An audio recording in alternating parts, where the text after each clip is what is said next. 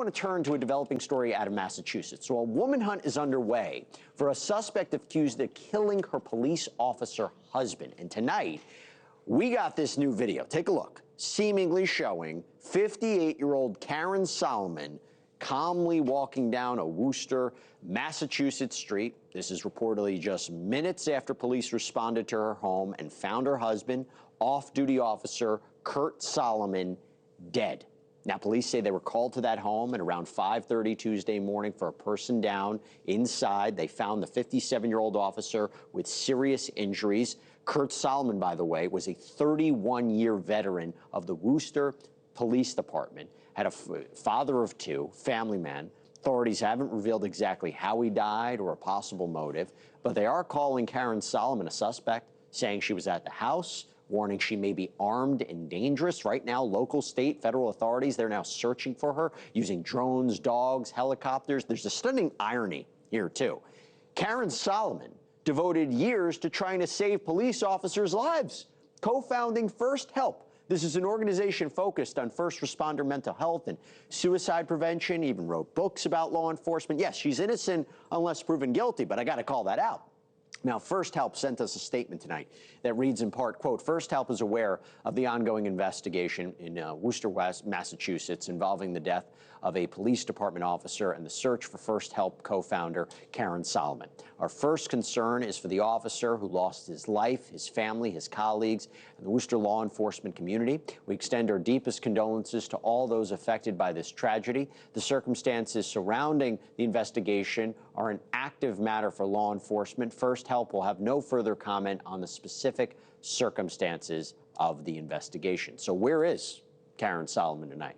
Does this new video give investigators a clue? For that, I want to bring in Todd McGhee, former Massachusetts State Police trooper, law enforcement analyst. Good to see you. By the way, did I pronounce it right? It is Worcester, right? Did I pronounce it?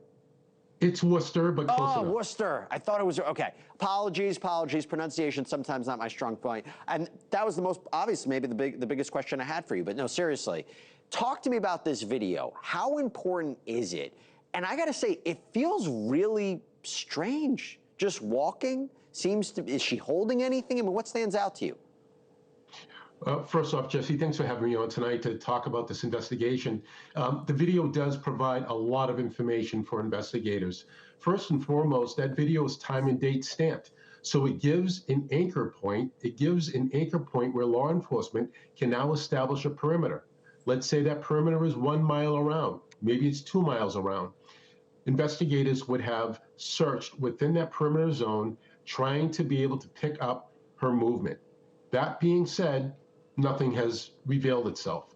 So today, investigators made a decision to pull back the search. That tells me that law enforcement has additional information, because if she was still out there within the perimeter, they'd still be searching. So again, we'll see what happens tomorrow morning when things resume. But for now, no Karen Sullivan. I find the way she's walking interesting. Is she carrying something, you think?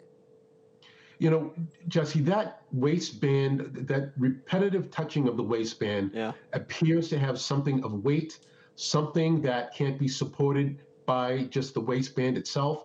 Now, again, the video gives a great description of her clothing, shorts, T-shirt, and more importantly, flip-flops. She's not going to be able to move great distances with flip-flops on. So then that begs the question, is someone else involved in this situation with moving her about?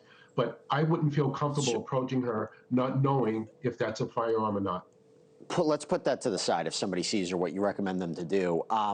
You made a good point. Day 3 of this manhunt, you have everybody looking for her, dogs, drones. I'm wondering how come she hasn't been found as of yet. And it made me wonder, does she have help? Do you think she could have help? I mean, assuming, again, she hasn't been charged with anything, she hasn't been convicted, she's innocent unless proven guilty, but I do have to ask you, do you think this is a situation where somebody might have assistance of some time? Because how is it possible she hasn't been found?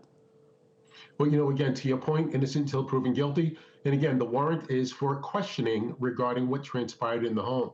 Now, that being said, it begs the question for investigators to consider someone else in a support role for her, perhaps moving her around in a vehicle. If she's no longer in that contained area within that perimeter zone, then that is a very likely possibility that someone is involved moving her about by means of a motor vehicle. What about surveillance footage? What about phone records? What about credit card transactions? It's hard for someone to disappear completely. Absolutely. You know, we see a very public investigation with canines and drones and air wing, all of those different aspects.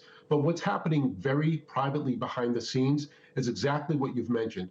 Law enforcement is going to be looking for those credit card transactions. If there's any phones that are pinging certain cell towers, all of that potential digital forensics or digital breadcrumbs that could be left behind, all of those things are going to assist investigators as they look for Karen Sullivan. So if somebody's watching this and sees somebody that matches her description, what do you tell them to do? Right away, 911, be a witness. Again, law enforcement released this video, just like we saw many years ago with the Tsarnaev brothers in the 2013 marathon bombings. Law enforcement reached out and partnered with the general public so that they could become force multipliers, additional sets of eyes and ears in order to be reporting agents. If they see anything at all, the old DHS, if you see something, say something, call 911, be that voice that can help narrow down the investigation. Todd, we got 30 seconds before I let you go. Victim's a police officer. How does that change the dynamic of this investigation, the emotion of this investigation, the motivation for law enforcement? Well, certainly for Worcester Police Department, they're going to have to separate that emotion, stay professional, be able to, again, do the best and make the best efforts they can in this investigation, and also be good partners with state and federal authorities. Todd McGhee, thank you so much. Thank you for the work that you do. Really appreciate it. Thanks for having me. Thank you for watching. Subscribe below and download our NewsNation app right now on your phone, and you will get fact-based, unbiased news for all Americans.